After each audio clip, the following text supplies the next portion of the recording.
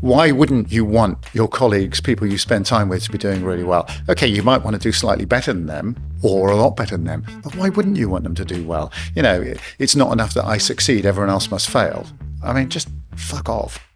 Welcome to another episode of Pints of You, here with your host, Gary Goldsmith, here at the Cavendish on New Cavendish Street. And today my guest, is the legend that is the boss that I cared about most, Mr. Simon Arber.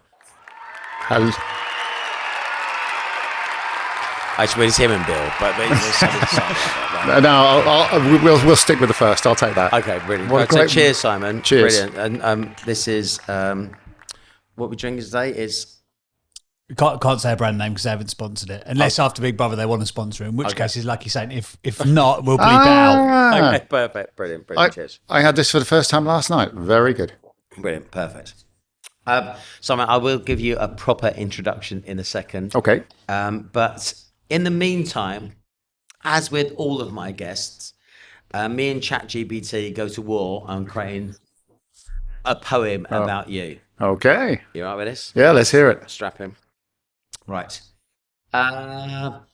Simon Arber, co-founder of SThree's Quest. He was the recruitment builder of the sector's forever best. A maestro of business and so many ventures unfold. A serial investor, so many stories yet untold until today.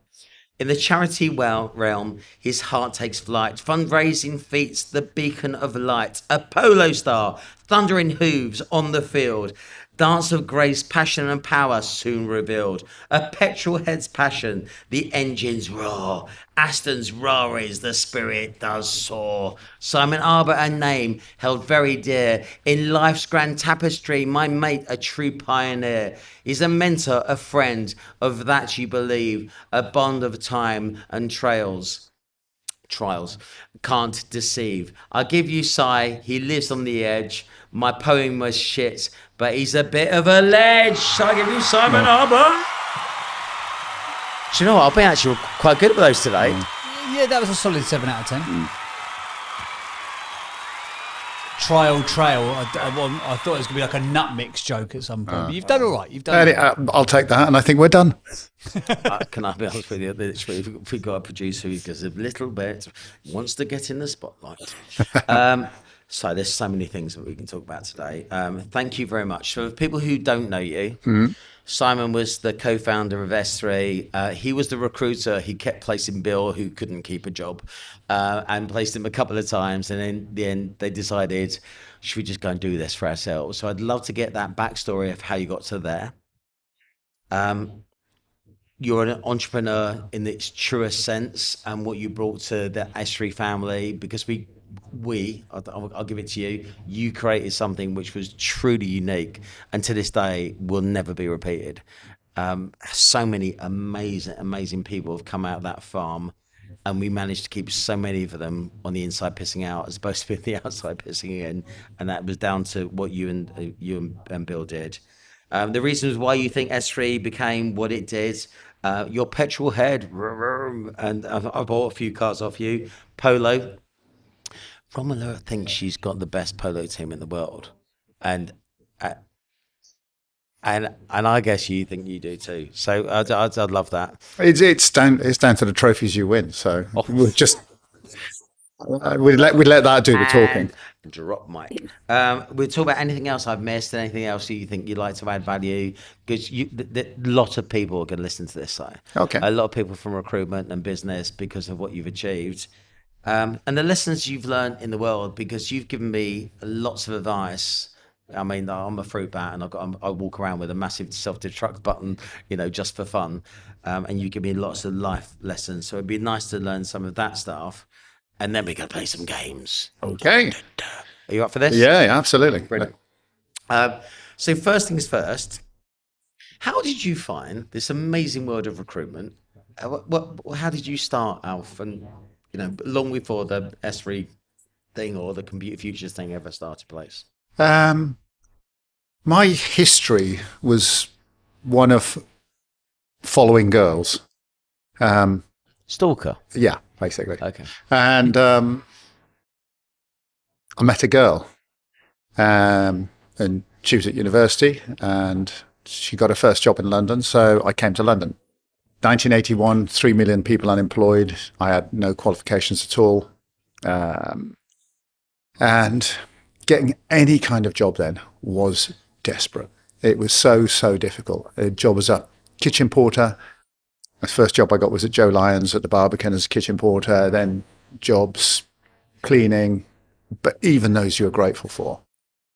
And I thought, well, I've got to do something better than this. What age are you at this time? 21. And walking around the job centres on the days I didn't have any work. And I remember Edgware Road Job Centre, trainee recruitment consultant. What a shithole. Absolutely. Literally, Yeah. what a place to be. But it was the best of a bad bunch because I was living up Kilburn way. So you'd start at Kilburn, go to that one, walk there, then you'd walk down to Oxford. So the Irish pubs in Kilburn, Yeah. walk down to Kilburn. Oh my God. And then you'd end up in the one near Oxford Beirut. Circus, which just Oh, yeah. anyway. But it passed the time as well because there was nothing else to do. And I thought, well, I'll give it a go. And it said minimum educational standard A level. So I said, well, okay, I've got A levels. Completely untrue. And turned up for the interview. Didn't get the job. Just carried on doing what I was doing. 3 months later, got a call. I said, we think we made a mistake about you. We think we probably should have offered you the job. Would you want to come back in and have a chat with us? So I did. What was the company name? They were called Data Power. Run by two guys, Warren and Bernie. And they were actually quite good fun a lot of the time. And when Warren wasn't in drink, he was a pretty decent guy. But when he'd had a couple, he could get quite nasty. So anyway, started there as a trainee, did well. Became What was your market?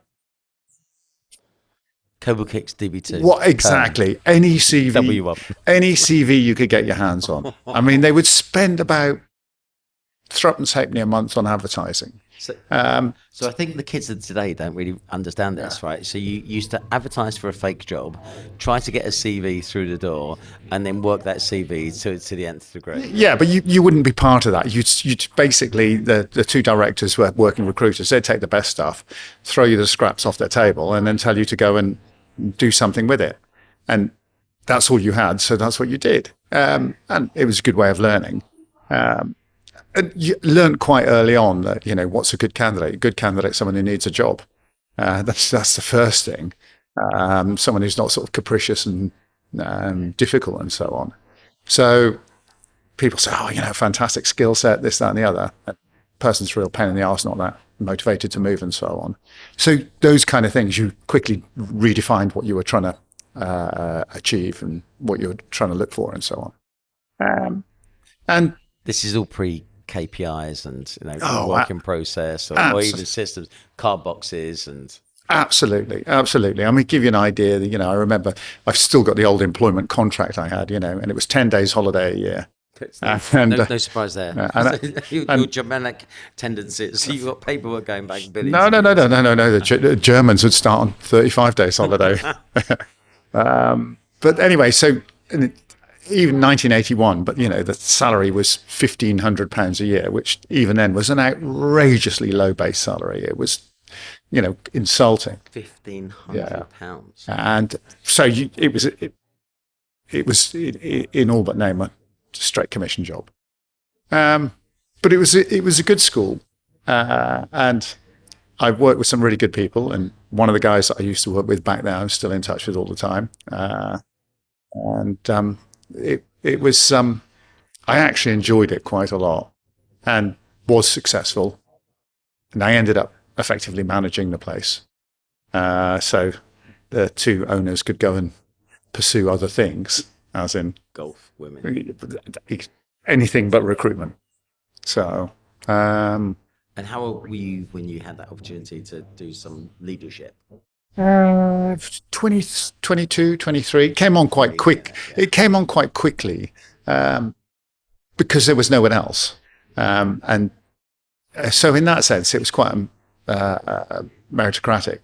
if you were good, Didn't matter. you got your opportunity. Yeah. If you're a good recruiter, you got an opportunity at, say, managing people. If you're good at managing people, you got the opportunity to manage more people. And I told them once I got my feet under the table, I told them I'd lied about the qualifications because that was. Well, who didn't back then? Yeah, but I did it out of desperation. And I wanted to sort of clear the decks of that particular bit of loose cargo as quickly as I could. They just laughed. I mean, if I'd been doing really badly, they would have just fired me. So I think a lot of people don't really realise that SThree had a really strong moral compass between the pair of you. You didn't like liars. You tell us the truth and we'll make a decision. Well, just don't lie. Anyone who knows anything about SThree or SThree as it was then would understand that's absolutely the case. It ran through the middle of us like a stick, like words through a stick of rock. It's absolutely there. Yeah, don't change. But it was manifest in so many ways, in how you conducted yourself, not just from a work point of view, and the kind of person you were. So you're 23. Your first leadership role in recruitment, doing pretty well. Where does that story go? I met another girl. Is there a concept? Is this Sabrina? Sabina, yeah. But she lived in Berlin. So I jacked in recruitment for a while and went to work in Berlin. And I think I probably, back in the recesses of my mind, I was always going to come back into recruitment. But it was a chance to do something different. I was quite well established. I'd saved up quite a lot of money by that time. So it was an opportunity there in front of me. And I took it. Yeah, it's probably one of my worst decisions, but there you go. Well, we'll come back to that with the advice you give to the 23-year-old G. So we move on. And so you're in Berlin. Mm-hmm. Living off savings. Working. Doing? In the summer, fixing the roads, and in the winter, making pasta for... it was a company, they supplied all the Italian restaurants with their fresh pasta. So I'd be 8 hours a day making pasta. Wow. And, you still do it?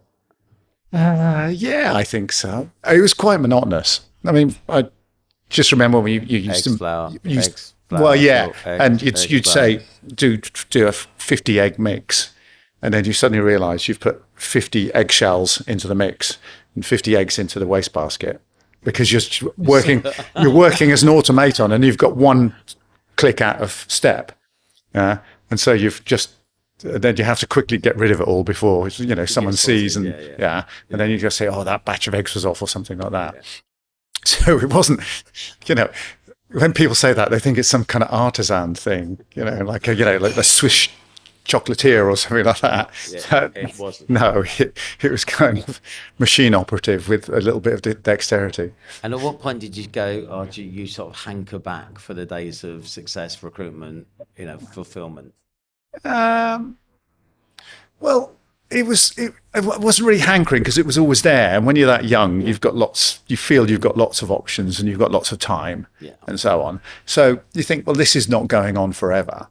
And so you're okay with it. It's just, you're kind of passing time in a way. But it doesn't weigh you down. No. And then did you come back to the UK to recruit? Or was that the moment when you sort of triggered? Well, I already knew Bill.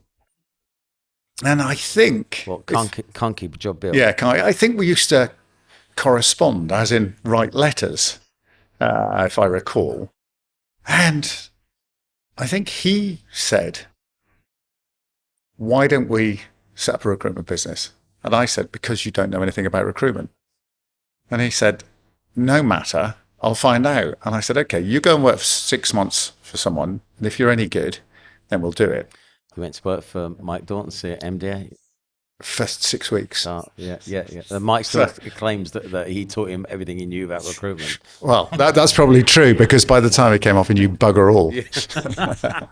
But Bill being Bill, he'd already shot the lights out. He'd done deals that were outrageous. He'd done them at a ridiculously cheap rate. He'd just ignored everything, just done it his own way. But it was obvious that he had all talents and so on. But much more than that, if you know Bill, you'd have to be some kind of fool if you're not the kind of person who could work with him. Yeah. So he's, all his qualities are already on display then. So it was pretty straightforward. And we said, well, we'll both put $5,000 in. And when we get to the end of 10 grand, we'll decide whether we've got a business or not when we spent it all. And you never ran out. Well, he couldn't get his $5,000. No, is that true? Is that really? Yeah, he had the deeds to this great big house in Wandsworth, and the bank manager said no. So a loan of $5,000. He said, "Why not?" And the bank manager said, "Because I'm retiring next year, and I don't want any kind of, slightly suspect loans on the books or whatever." Wow.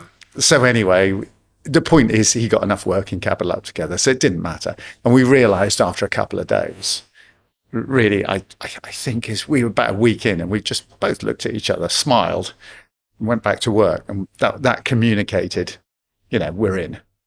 Work. Yeah, and just. And how long was it that it was just the pair of you? Not very long at all. This was Bill. Because your first couple of hires, you did really well. Like the first 4 hires were rock stars. Yeah, absolutely. But this was Bill. Bill was right from the get-go, very growth orientated. I had experience of something much slower, so I would have been much slower. But he's kind of a force of nature. So he said, "No, let's do this." So I said, "Okay." So the first one we did from the job centre, because that's where I came from. So I said, "Well, it can't." Tim. Yeah, and so Tim Lloyd. So took the card out the window. Yeah, he thought, I rather like the look of this, so he trousered the card so no one else would apply. Yeah. And then I think Bill said, "Well, job centre's not much good. We're not getting many responses, but we've got one." And he was very good, of course, and he was there a long, long time. Yeah. It's and of course, Tim being a decent guy, he told us, because it was weighing on his conscience a little bit, I suspect, a bit like my faux A levels. And I remember him turning up for interview, and he had a pair of blue shoes on that laced up the side, and I'd never seen anything quite so bizarre. It's like real Uxbridge soul boy. Or Regals back in the day. Yeah, something like Marjack's Roundabout. Yeah, I don't get any of those references. Okay, well, that's where I grew up in Uxbridge. Yeah. But so anyway, and then onward and upward, and but you did very well to get the likes of Sunil, Russell, and Daly all out of VNU, who were at the time, highly qualified, bright as a button salespeople who'd been trained within an inch of their life to work for this Dutch conglomerate, marketing and media mogul. So, but to turn it around, if you say, how did we get them? Yeah, exactly. Well, more to the point, why did they come? When we were a couple of blokes working in a shabby little office at 47A Blandford Street. Above the Wombles. Above the Wombles, yeah. And why did they come? What I think it was really clear early on that we had a good vision. We clearly had a lot of integrity. Selling the story. We were much more sort of collegiate in our approach. We were very, even though we weren't talking about profit share and so on, I think people understood early on that we weren't going to hold on to it all. I think they just picked up on that vibe, because I remember Russell having an exit interview at VNU and them saying, "Well, okay, look, if you're going to go anywhere," because it's a bit like they take their staff who are leaving into a workout room, and they'd have 4 or 5 guys for hours and hours coming in, telling them why they shouldn't leave, about the opportunities, and then saying to Russell, "Well, look, if you go, don't go to Computer Futures. We can arrange a much better a venue for you to go to, as a way of rubbishing us.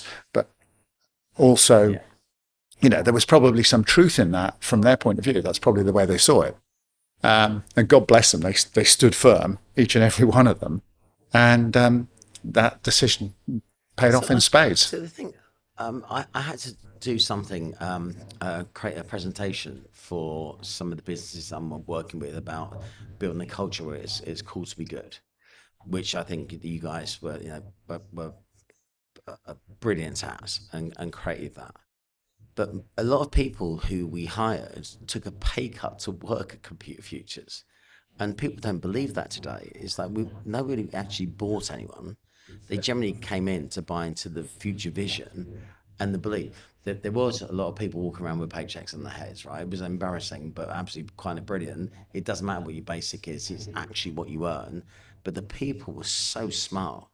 I turned down an opportunity to be a sales director at Span to come with a desk and a phone and sit upstairs with accounts because that's how much you rated me, right? So with those opportunities, I was in love with what it could be, the vision of it, and I thought the business sold it so well. So I think everyone would have come. Well, you were lucky. That was really interesting, and it was people self-defined. Those who didn't want to come ultimately weren't buying into the vision. So that was fine. And there were people that you really wished you could have pulled over the line. Of course there were. But the very fact that they weren't buying into the story or buying into us strongly enough meant that they weren't right. But what it did mean is we had to work really hard and devote a hell of a lot of time and energy on recruitment for ourselves. Because, taking someone 4 or 5 meetings, seeing 6 or 7 people and then them saying no because of the money, and all you could say is, okay, well, we know how much they're going to make and we can just tweak it and so on. Well, no, that wasn't our way. We weren't going to do it. And, they may have bought in at a later stage, but we just had to let that pass. I'm really glad that we stuck firm on that. Do you think this was something that just it became something out of the ether? It just became what it was. Why do you think there was a magic to that whole CF journey, and it just went from strength to strength to strength to strength and never stopped? One is chemistry, and that was the chemistry between me and Bill. I often thought it was a bit like mum and dad. Me being, there was a big thing about me being half German and so on, and, having all these kind of German characteristics, which frankly, having worked in Germany, I never saw anyone have. But you did very well. You kept everyone out the pub for a long period of time. And you made us keep our desks and the environment tidy. So tidy desk, tidy mind, right? Yeah. There's a lot of that say it as you see it. So that's it. That's it, kids. Make sure they've got a tidy desk, and you'll end up doing very well. That's all I brought to the party. So now, the mum and dad analogy would be Bill was very expansive and, hey, kids, let's go to the seaside. Oh no, but we've got school.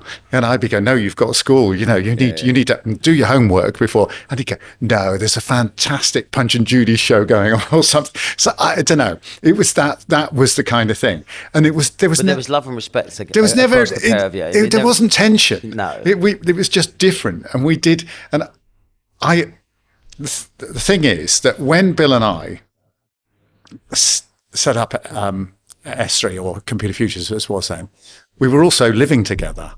So, and we'd go into work together, work a 12-hour day, and then go home together. And the only time I didn't see Bill was when we were asleep. Oh, the joy. I did see him when he was in the bathroom, because where we were living, the bathroom was in the kitchen. So if you were doing breakfast, the bathroom was in the kitchen. Was in the kitchen. I live in the dream. Yeah, exactly. And so the only time I didn't see him was when he went to his mum's for Sunday lunch. And he did invite me, but he invited me saying, well, you can come to my mum's for Sunday lunch, but she's a terrible cook. So,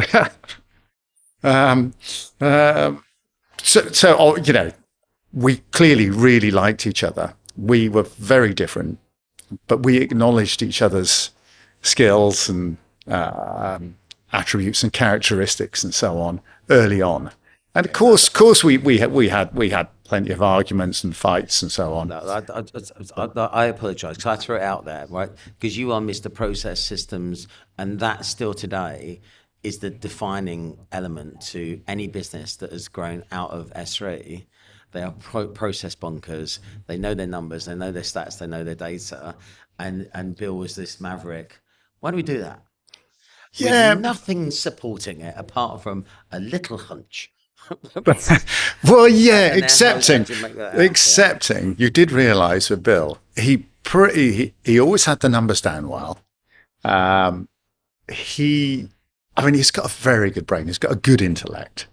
And so you did realise early on that there was more depth to these kind of wild utterances and so on. I mean, I think oftentimes my job was to say no. And some of the things we would have gone into would have been a disaster. And I think as kind of slightly being a little bit of a gatekeeper and being negative, saying, no, let's just concentrate on this. Let's just concentrate on that and so on. I mean, you were a case in point. When we took you on to start a contracts division, we were 5 years in and we'd never done a contract. Why not? Because there was no one that we could find that was good enough. I mean, we offered Spanky the job, I think on 2 occasions, and both times he said yes and then turned us down. And maybe a near miss, I don't know. But so a lot of the time, whilst trying not to be negative, you're kind of blocking things, and until the time was right, and that didn't stop our growth, but it did give us good direction and good focus. One of the things that people still talk about today, you said double or die as a focus point, and literally divide and conquer was your methodology. That it was like a spirit to the business.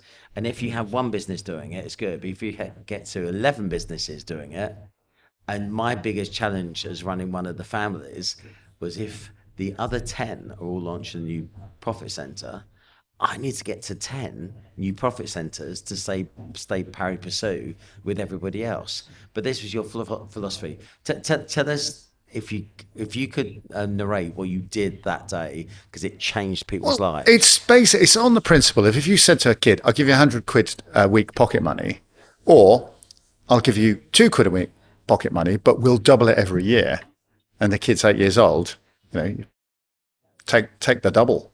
Yeah. Always. So the principle of doubling, if you're running a good business and there's a very logical extension to that business, you can almost say ring fence that business. So first of all, what you're going to do is you say, you've got Computer Futures running a permanent business. Now what we're going to do, because it's all London based, we're now going to take it out to the provinces. And as soon as you do that, you've still got all your London business. And what you're trying to do is keep that as intact as possible and build a new business within the provinces. So now you've got the 2 businesses, then they become one, of course. Then you say, okay, we're just a permanent recruiter, let's do contract. So immediately you're putting another layer on. It's 2 businesses, but you merge them as one. But you don't want to take all your great permanent recruiters and put them into contract, unless one of them is particularly mad keen to do it or whatever. But that's so often not the case. So then you can do that with Europe. So you've got your UK business and you expand out to Europe. The principle is, so clear. Then you can do it with oil and gas. Then you can business. Yeah, exactly. Because what you do, businesses that you have a reasonable expectation of being successful because they're close enough to what you do. But it's a whole new market for you. Yeah. So every one of those markets really was a new market. Also, it opens up so much more opportunity for the people in the business, so they don't feel like that it's glass ceilings. Absolutely, there's always something new to be aiming at, so they're trying harder. And we both know your best, your top salespeople don't always make the best manager. Absolutely, but unless you're one of the top salespeople, you don't get the opportunity. Yeah. So so there had to be some measure internally for you to actually get those rewards, and that's where it's cool to be good. Yeah, well, and we treat people differently. That's countdown cards. That's absolutely fascinating, because we had some great managers who naturally were not great salespeople, but they knew what they had to do to get to those management positions.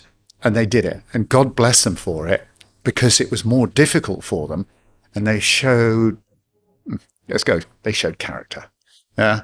There are particular people that I think have made really first-class managers. That was the real tough bit for them. And of course, the empathy that they have, and knowing how to bring people on and so on, because they've done those very hard yards. I also think that, that I love the fact that when I went to Compute Futures, the rules are there are no rules. Be the best version of yourself, morally, and how you go about work. But it was a true meritocracy. And if you're good enough, you as a manager or be managed culture.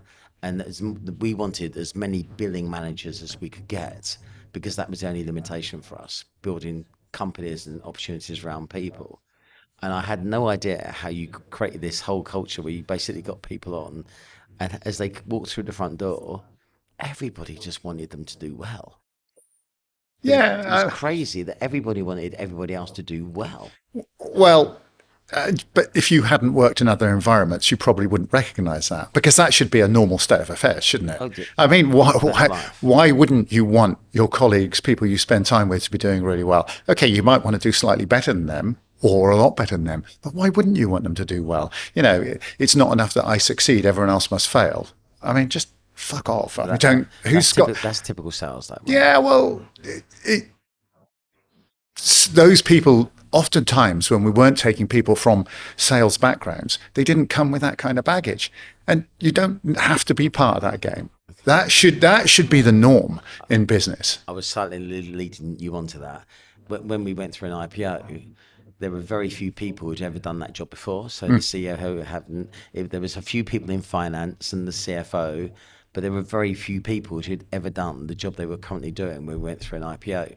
I also thought it was spectacularly brilliant of the culture that you nurtured.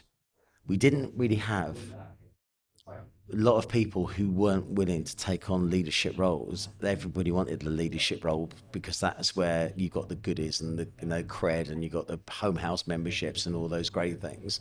But there was a cupboard that if you generally just didn't really give a shit about anyone, put you in a cupboard, see you once a month and throw you a steak, but everybody else was on a journey to run part of the business. Yeah. There were very few of them. Yeah, it's funny. If you did a roll call of those people who were in the cupboard, as you put it,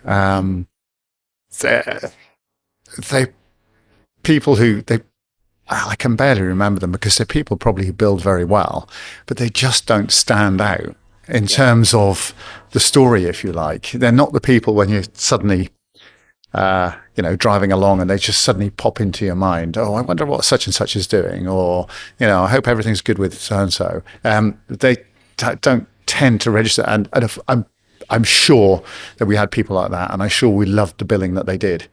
We were, we take the revenue, but but I'm sure we were keen to get as much of it as we could. But we were never going to compromise in terms of how we handled them and what we were going to do for them and so on. And talking of compromise, I'm going to mention Simon Titmus, Ian Robbins. That they were two of the biggest billers we've ever had of all time, and it just came a point where they just didn't fit the psyche and what we're trying to do. And, they are amongst a number of top billers across that group that we allowed them to go and do something different that they might be better at, because they didn't fit the culture fit, or they just became too difficult to manage. They were very different from each other. I mean, Simon was a lost soul. Yeah. And he was a real sweetie in his own way. Yeah. The Last Bastion. Yeah. Remember that? Yeah. It's just, I felt with him that we always thought he might come around, if you like, because it kind of wasn't his fault. I mean, it wasn't his fault. It's different. It sounds like everyone's got to be a complete automaton, but, and okay, we really, really put a lot of effort into it, and he made us plenty of money. And in the end, it just wasn't right. With Ian, one of the funniest guys on the planet. hugely enjoyable to work with, just not culturally not right in the end, and never was going to be. And But he changed us for the better in so many ways. yeah, but We couldn't compromise the business for an individual. and we nearly did, and it was that would have been a real weakness. And I'm really glad that we didn't in the end. But there were thoughts about it, because the guy was a really big biller. He was hilarious to work with. He added in so many ways. Unbelievable. But he just wasn't ever going to buy the story in the end. He had so much suspicion and distrust and so on. And I It's think, Harry Krishna now. yeah, So the clues might be. okay. Well, so It's random, but maybe, so maybe it was there, but you can't, it's exhausting to continually try to get somebody sort of emotionally in line, if you like. That is in the end, you haven't got time for it. I think you can liken it to being like Alex Ferguson at Man United. No one's bigger than the club. Yeah, And yeah. it was the club that was going forward and doing the right things. And if you keep capitulating and giving in, it's death by 1,000 cuts. Yeah. And that's But with Simon, and we were right to try for all the time that we did. With Ian, we should have realised earlier on that this culturally wasn't really a good fit. yeah. But, but I praise them for what they brought to the Absolutely. business, 'cause they actually brought so much, and I love them dearly. Oh, come on. But when it comes to running a business, I think people need to realise it's business first, and it's not all about you, sweet cheeks. Yeah. I mean, Ian Robbins, I just remember one time we were on a trip abroad, and they asked us to put our seatbelts on. So what he did is he lay down in the aisles of the airplane Started swimming. tried to swim up the aisle. What are you doing, sir? He goes, front crawl. and I don't think he'd even had a drink by then. Do you So, know, hang on, was that not the flight when we were going to Seville where we drank them out of beer before we'd Yeah. even taken off? yes, That yes, was one of that was a our flight. massive claims to fame. Yeah, and they said, "Why are you drinking so much?" And he said, "Because your peanuts are so salty. They've given me a tremendous thirst. It's your fault. It's nothing to do with us. I'm just trying. Boy, I had lyrics. I'm just trying to quench my thirst." And so she said, "I said, well, water would do." And he said, "Don't be silly." Yeah. He was the first person who actually invented trial starts on contracts. So he changed. But I like to take credit for changing the sector, but it wasn't me. It was him. I've forgotten all about that. So Can I, and just a final word on SThree, because that business has gone on and on and on and on. They're doing 2 billion in revenues now, and that's from very humble that you and Bill, cooking bacon, watching them have a bath, right? So from humble stock to where it is today. Tell me how you feel about the brand and what you achieved, and the sense of pride that you must obviously have. well. But when you walk away, you have to walk away. And I think I walked away completely and utterly. And whilst I was happy to maintain all the friendships, I wanted to maintain the friendships that I'd made in the business, I didn't want to know anything about the business. And, for a long time, I was a major shareholder in the business whilst it was public. I wouldn't even read the stock ticker on it, month in, month out, because it was incredibly painful to leave. And it really was genuinely upsetting and a bit traumatic. But Tell me about it. You yeah, walked away. I got sacked. I had. Funny. Sorry. Because it's true. Well, I just, but you're still talking to me. yeah, we're still brothers. But so I did have to turn my back on it and throw myself into other things. So, but how do I feel about SThree? It's if the culture, and I don't know anything about it anymore, but if the culture is, as I hope it is, then fantastically proud. And if the culture's not, then it's just another business, which I disassociate myself from, because that was the only, of course, there was the legacy of markets and know-how and knowledge, but they paid for that. That was all covered, and the slate was wiped clean there completely. but they didn't pay for the culture. So if the culture's still there and it's taken them forward, then I can say, well, that's one on me. Right. Can I say, and good for Bill and good for me. Any business that would have Lawrence Doe still running their contract business is a fucking good business. Yeah. Because he lived and breathed that business from window cleaner, contract cleaner, whatever the story actually is. One of the funniest interviews funniest ever. interviews of all time. And he's coming on to do the podcast, and we're going to talk about how he lied to me repeatedly. But if he's still running a big part of their business, it's a good business, and you should be really proud. That Lawrence epitomizes the business for me. And I've always, from day one, I saw a huge amount of myself in him. Never responsible for directly managing him, but always took a huge interest in his development. And I think the guy's a fantastic bloke. I genuinely always so delighted to see him. I lean on him repeatedly, and he's still one of my closest mates, dearest mates in the world. Oh, that's a great thing, because he's a great guy. Can we go to petrol head? Sure, yeah. Okay, right. You got a petrol head? No, I haven't got just a random petrol head. I could do this. Any good for you? Okay, do you know what that is? Actually, that's the Doppler effect. When something comes towards you, you go, meow. It's the Doppler. That's the reason why we know that the galaxy is expanding, because actually that looks at colours. So the galaxy is slightly green because it's moving away. Fuck you. I know shit. Did you like that? From absolute nowhere. Right, Simon. I'm double checking that, by the way. You can say anything. Okay, we'll just do it. Yeah. Simon, I've known you for a billion years now. Thank you very much for plucking me from the gutter and giving me the opportunity. So it's been an absolute joy and a privilege. I know you as a petrol head from bikes with Paul and cars. I've taken your BMW 7 Series. I bought the Vanquishy thing. Yeah. Virage that was turned.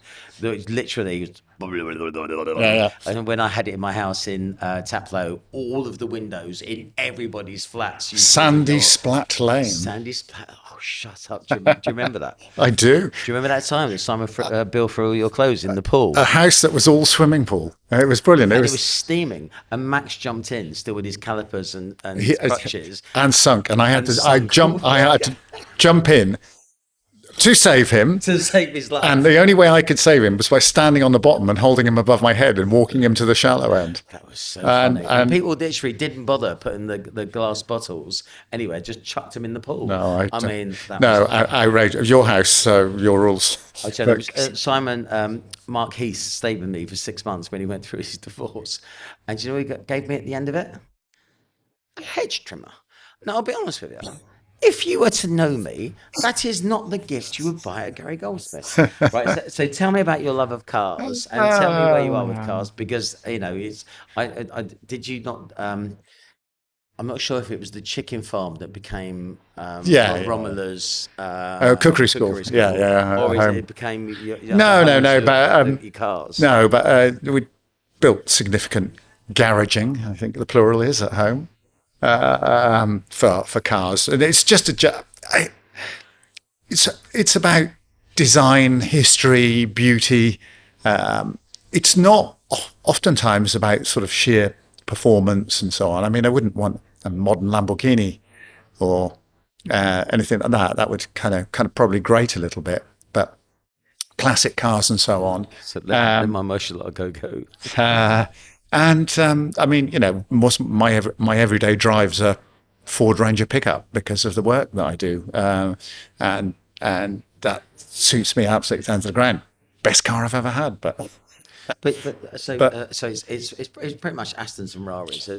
But also, but I got into racing, and it's quite interesting that you do. I found the one. That was the Alfa, wasn't it? Yeah, Alfa Romeos originally, but I found the one thing I was really good at, and that was racing a car. And I remember my very first race against all these old Silverstone, I think it was, and I came second. And I had a novice sticker on, which you have to for your first, to get your, I was going for my international license. You have to have a novice sticker for your first 7, 10, 5 races, I can't remember. And people getting really angry with me after the race, saying, and, you know, what you're doing, because the novice sticker says, you know, I might do something stupid on the next corner. To live with that. For as long as you can. Yeah. And so I actually found that I was very good at it, and it became hugely enjoyable. And Rom didn't really like it. She wasn't into it, but she was also quite nervous. I don't think I think she thought it was probably a bit more dangerous than it actually is. So she was, and I remember I had a motorcycle accident, and she said, "You wanted all these kids, so no way are you going to be having motorcycle accidents and leaving me to deal with this." And so, and by the way, you do have the most beautiful family. Yeah, and that's the only time she's ever told me, if you like, saying, "No, I don't want you doing that." And then so we went from that to polo. We'll have to go. Well, yeah, of course. We'll have to come to this huge amount. But that was the motorcycling part, and I thought, okay. And then I had a situation where a privateer team, modern Aston Martin team, offered me a drive, and so it was it was all over Europe, and I think it was a 12 race series. But so you'd have to go to a European circuit, and each thing was 4 days. Set up, testing, qualifying, racing. Might have only been 3, but anyway, so it's about 40 days out of the calendar year. And we had 4 young children, and I just thought, what am I doing? That's too much time. Breaking the deal completely. So I said no. So I turned away from racing. Became a collector. Yeah, at the same time, Rom's mum had died, and she wanted something to take her mind off it. She wanted to do something where she'd right out of her comfort zone. And a throwaway comment to a friend, I like horses, led to a whole kind of unraveling of my life, basically. So one's wife tells me that her polo team is better than your polo team. One's wife doesn't know what she's talking about. I'll tell you what she's basing that on. Say a typical polo... Bye. Polo competitions are they're tournament based, so everything's a cup. So you start with say a big tournament, you'll start with 32 teams, and you play your league games, and you go through quarters, semis, finals. Yeah. On 2 occasions, the same tournaments where she's entered a team and I've entered a team, on 2 occasions we've had a head-to-head in the final, this year being 1. And on both occasions, her team has won. And they've won by the narrowest of margins. So it sounds like her team is better than yours.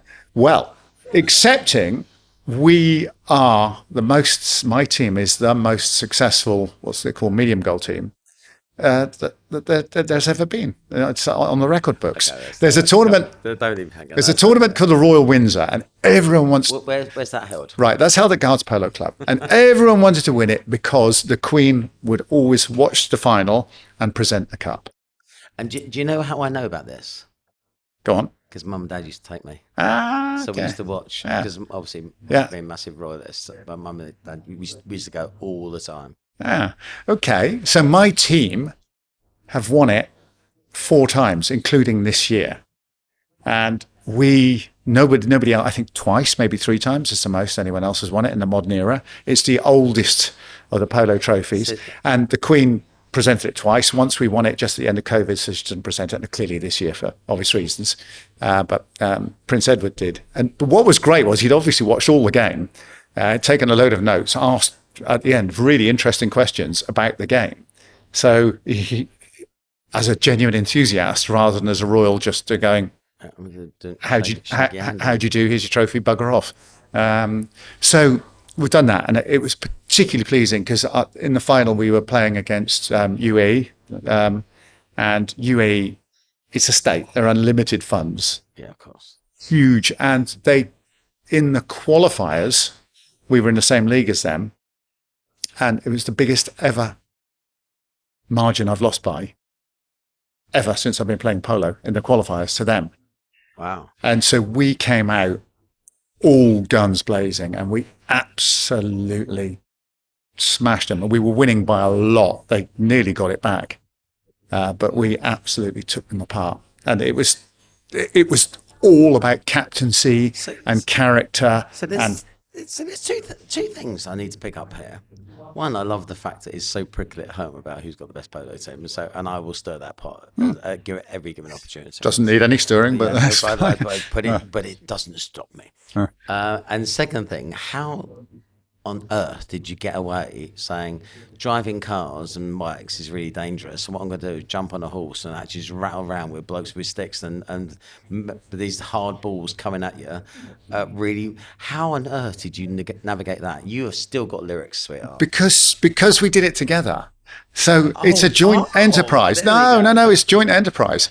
Yeah. So it doesn't matter if you both die falling off horses. Exactly. And the kids will look after themselves. Exactly. Okay. Yeah. And the thing is that clearly, and I've spent far more time in hospital through playing polo, and far worse injuries than anything even conceived. I think I burnt my finger once motor racing, but and crazy fool. Yeah, and in one particular shunt, I jarred my neck a little bit in one accident, but that was it. You are the fittest bloke I think I've ever met. For a bloke of your age, you are absolutely, for someone who's touching 80, you are amazing. You're actually on good form. Can we play Alphabet Soup? 65. Yeah, 60. Yeah, 65. Yeah, I think just got to put the record straight. Everyone's going, yeah, he does actually look pretty good for 80. Literally, he gets ironed every morning. Yeah. Can we play Alphabet Soup? And I desperately want E. Actually, I shouldn't say that out loud. Gary wants an E. That was a different time. And I tell you why I want an E. I bet you can't get an E. I'll give you 3 attempts to get an E. Right. Go on then. Sometimes. Well, it's there for a I know. start. I thought it was F. I should be next to him. Okay. Give it a proper go. Go on. Put it from that side. Yeah, okay. That helps. Oh, not far off. One more. Lost it now.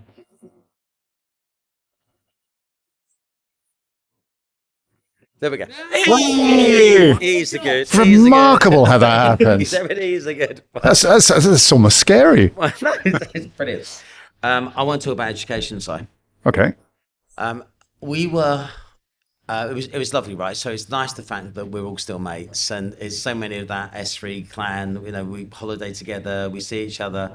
We were in Cannes, and I was absolutely gobsmacked about your general knowledge, to a point where Russell, who thinks he's the brightest person in his domain, was definitely third. You were a strong first, Bill was second, and I could barely spell my name, right? So let's face facts, right? I'm the Luddite and thicko in that room. But your general knowledge and knowledge of stuff, and I know that you kind of went to work on yourself, and you said that, with all but zero education, like what we're going to do, how I'm going to make a living. You read like a dick. Sorry. Nice. A dick. Sorry, I didn't mean dick, but you read prolifically. Yeah. You are non-stop educating yourself and making yourself better. Proper Renaissance man, eh? A proper Renaissance man. What? Nothing changed. I can't get over reading like a dick. I do apologize. I don't know where it came from. Well, if you like a dick, then I can't hold that. Nothing changed. But 1958 born, going to state schools that were great for their time and for their situation and for their catchment. But dyslexia wasn't a thing. And now everyone's got dyslexia. But mine was such that, at 14 years old, I could still spell my name wrong. I'd still put, instead of a B in the surname, I'd put a D, and not realize that I'd done it. Couldn't look at it and see that I'd done it. Did that make you harder? Did that make you more scary? But it certainly toughened me up. Simon Arber. But anyway, and I was as bright as the next person, but okay, so one would say, well, what's that got to do with maths then? Why were you so crap at maths? Well, really what it means is you've been put into the box of being useless and needing to be managed. and you just don't get any assistance and you don't get any looking. And I know you should be very careful about saying, I'm dyslexic and so on. I say, I'm full on 5-star extra strength. I can barely read. Man. And no, I can read everything now. My reading age was, quite poor, and I had, lots of issues. But then, when all they're doing is kind of trying to manage you, you're quite marginalized, so you become disruptive, because your brain is as active as the next guy. And as a consequence, you've got no outlet for it because you're not really being challenged. And the only challenge that's thrown in front of you is the one you can't do. And you can't get past that. So you've got this situation, and it's not, oh, poor me, because I was having a lot of fun as well. But I was never, ever going to get a decent education. And it became quite clear to me that I wasn't stupid, but it didn't become clear to anyone else. And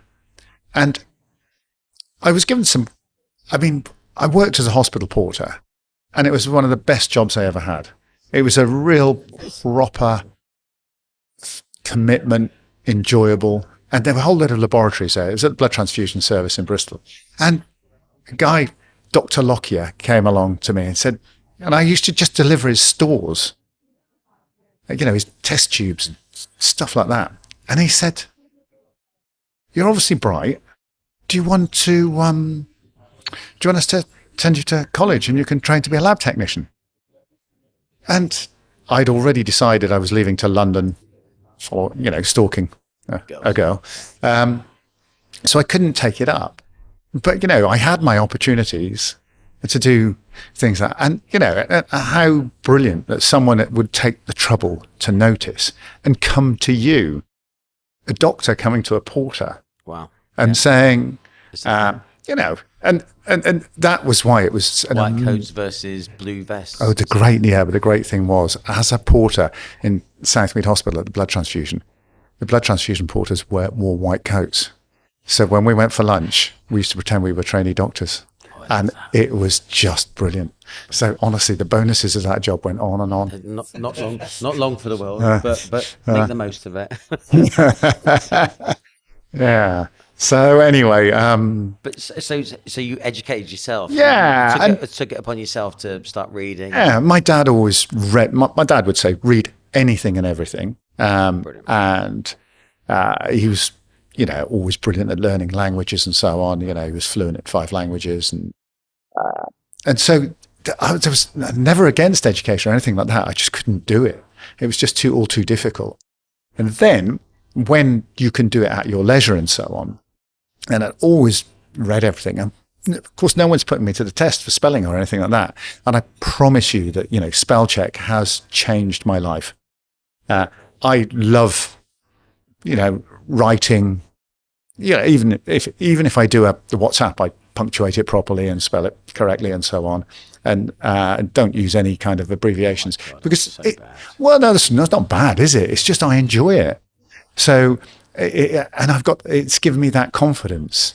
And I don't feel like I'm going to embarrass myself with these things. I remember when we were talking so I've had the joy and privilege of knowing your family and mum and dad and Rom's mum and dad and the kids. And I remember when Joe was doing his thesis and we were talking through it and you show me stuff. Unbelievable quality of stuff that's coming out of your family. And I do think that the pair of you as parents have driven this brilliantly. But Simon, for someone who didn't really, I'm not going to say excel at school. No. School, yeah. As taking yourself to this level, you are phenomenal. And a lot of people don't really know this until they really meet you and ask you stuff. But your level of intelligence is, you're a strong 10. But the way it works with the kids is with Romola being, she did a degree and then, she became a lawyer. And I do think there was always that kind of Asian work ethic or no, education ethic, if you like. That sounds like a lazy stereotype, and maybe it is. But I always thought with her father, Upali, he'd look at his 3 kids. So he had Narlin, the eldest, who was an accountant, so he had a second qualification. Guillan's a lawyer, second qualification. Rom, lawyer, second qualification. Sunil, multi-millionaire, bloody loser. Yeah, because he only had the first degree and not a very good one. So, that's so. With that kind of emphasis on education, and so they'd look to Rom, could kind of guide them through the formal side of it, and they knew that I placed a really high value on it, and it would always be encouraging. But at the same time, they'd work so hard. I'd always say that brilliant song, be young, be foolish, but be happy. I'd have to just basically play it to them now and again. Say, you do need some downtime as well, because they show tremendous focus, and they get results. I mean, my daughter Yoli, she wanted to go to Imperial to do chemistry. She did IB. They said there wasn't enough maths in it, so she had 6 months to do a maths A level and get an A star, and she absolutely smashed it. So it's just, of course we know your daughter. Of yeah, course she's but it was, she's bright, but the application was almost all of it. But she's too bright and too pretty. She's going to rule the world. The thing I wanted to take from that is the fact that there are lots of people out there who blame the fact that they didn't get on well at school and it's holding them back, but actually it doesn't hold them back. But they're right as well. But they're right as well, because at least I had, coming from a household where there are no books. We used to joke, you go in their house and they had a Yellow Pages, and that was it. My favourite book. But so there was always that respect for education and reading and culture and so on. So I came from that. So it was much easier for me. Somebody who doesn't come from that, it's about like saying someone from, one of the valleys in Wales is 3rd generation unemployed. They've never seen work. They've never seen anyone do work. So for them, it's a mountain to climb. I didn't have that. I had all the cultural and support benefit, if you like, the way I was brought up. So it's different for people. And I don't think it's fair to sort of put people down as saying, well, you could do it yourself. They kind of don't know where to start. No. Okay, well, you're very kind. I do think there's, you had most things going against you because they don't write in Bristol, do they? Right, so they don't understand Bristol. Right, my lamb. Yeah. So it's cool. Well, not a bad accent, actually. I won't lapse into one, because sometimes when I get into one, it's a bit difficult to get out. Posh for a reason. I would like, because we've spoken so much.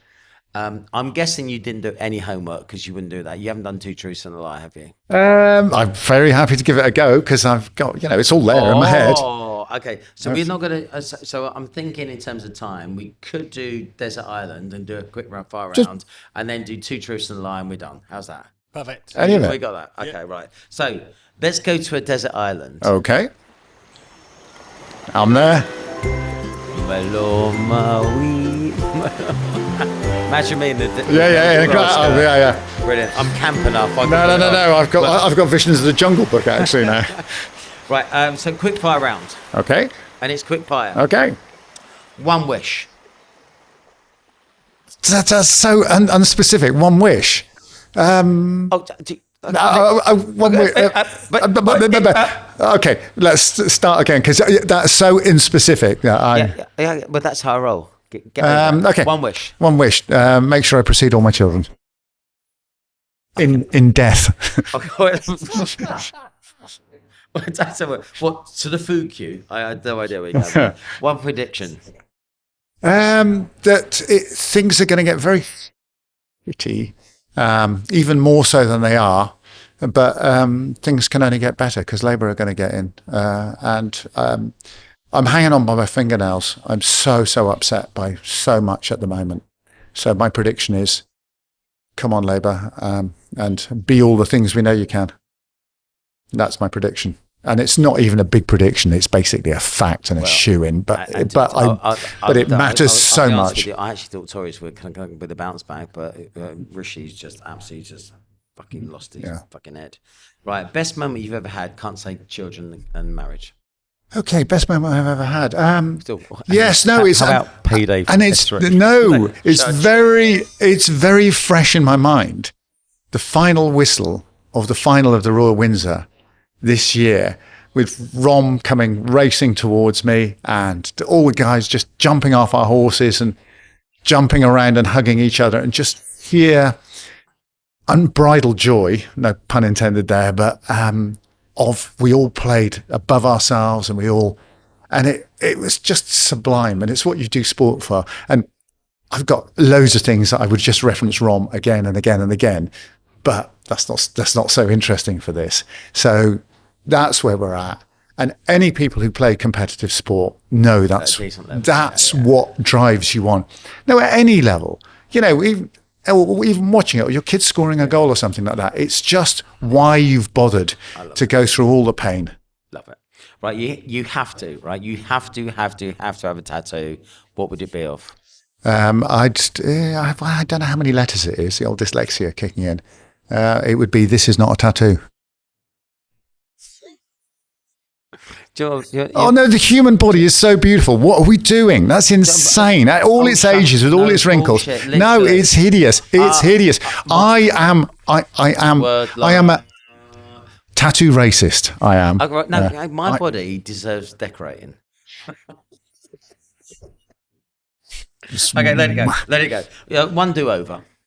What's a do-over? Oh my God! I don't know. This is an age thing, right? So if you'd made a mistake, what could you have done differently at any stage in your life? When I was getting first married, I got married in Berlin, and I'd forgotten my passport, and I had to rush home and get it. And my then wife's brother said, "You don't have to do this," and I should have listened to him and not gone back. Well, you are Ross from Friends. Yeah. So we'll leave that. Yeah. There. But you are Ross from Friends. One guilty pleasure. Guilty pleasure. God. It'd have to be food related. That just to be in an environment where I could just pig out ridiculously for days. Just days and days and days. Yeah. Just eat. Yeah. I went to Spurs Chelsea with Bill William and one of their mates. And as we've left early, I've basically, my dirty pleasure is I really love a dirty burger for the football. And you know those little wires you get with the black plastic covers? It's only like 1 millimeter, like 2 millimeters high. It's taken me over. So I've done a forward roll going down White Hart Lane. And as I've rolled, I've saved the burger. Right? And I had all of these Spurs fans. He's like, "You saved the burger. He saved his burger. He saved his burger from the lane." Right, so I'm mad you. I'm going to Chelsea Tottenham at the away as well. So. Oh, are you? Yeah. You're going to smash us. We are so shit. No, you were great the other day against Nottingham Forest. You. Against nobody. We are so shit. No, against I went to the game the other day. No, against Villa.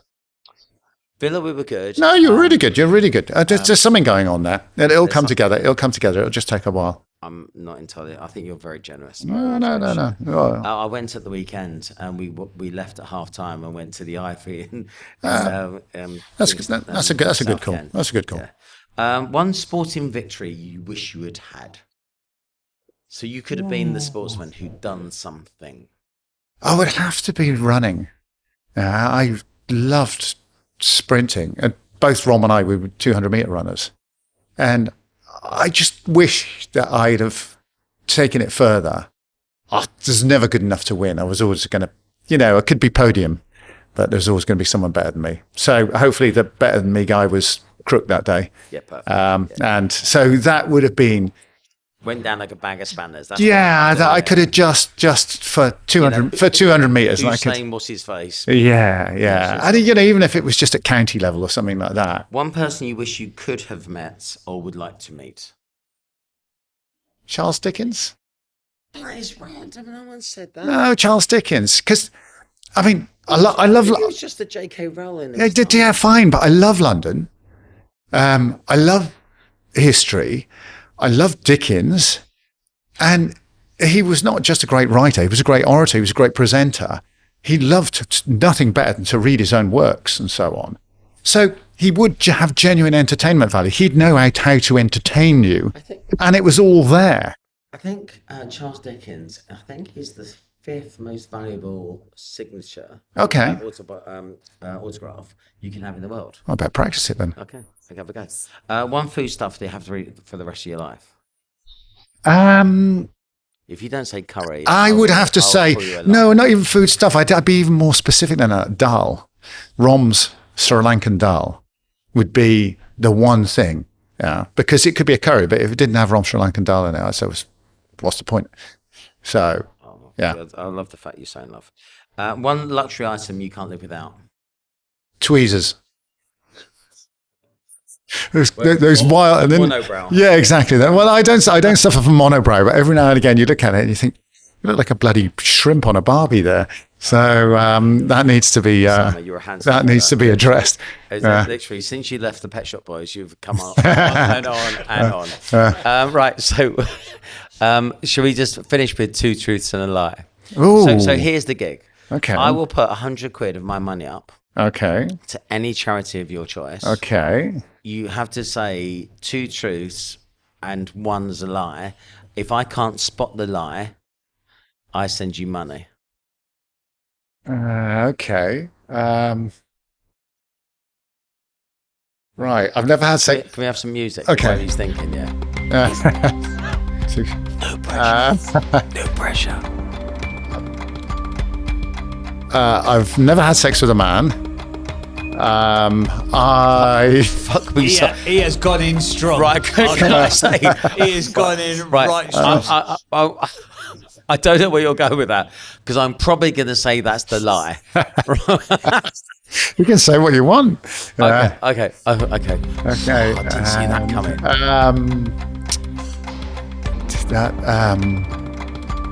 I was attacked by a guy and punched him, and he turned out to be and knocked him out, and he turned out to be a professional boxer.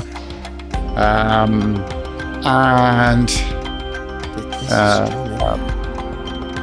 I hope they're all truths at this point. And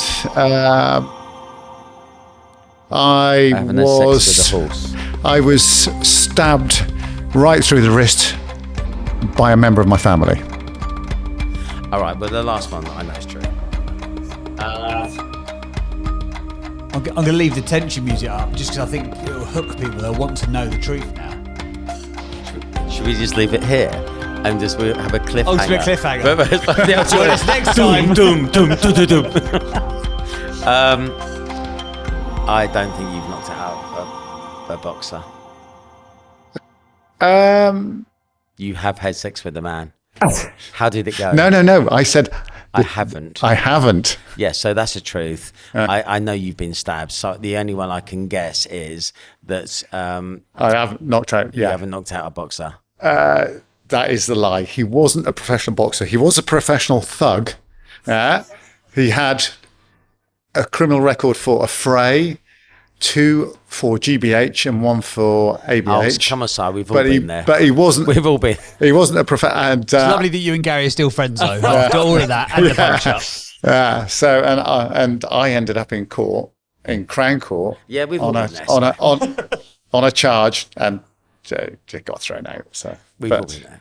Can I just say that thank you so much. There is so much there for people to take away. An inspiring story. Your honesty about how, do you know, a lot of things came about and then they became folklore and part of our culture. If it wasn't for the blank balance between you and Bill, SThree would never have been anything like what it is. I thank you very much from the bottom of my heart for the opportunity that you gave me and the friendship that we still have today. And Simon Arber, you are an absolute fucking rock star. I would love, if possible, to give you the opportunity to have the famous last word. Anything you'd like to say, bud? I just think, given the opportunity to talk about yourself for any length of time is actually a rare privilege. It makes you think about yourself, but it's also it's good fun and it's dead indulgent. So thanks for that. My absolute pleasure. Simon Arber, thank you very much. James, thank you very much. I've been Gary Goldsmith, fresh out of the Big Brother house. But who's talking about it? Everyone. Laters.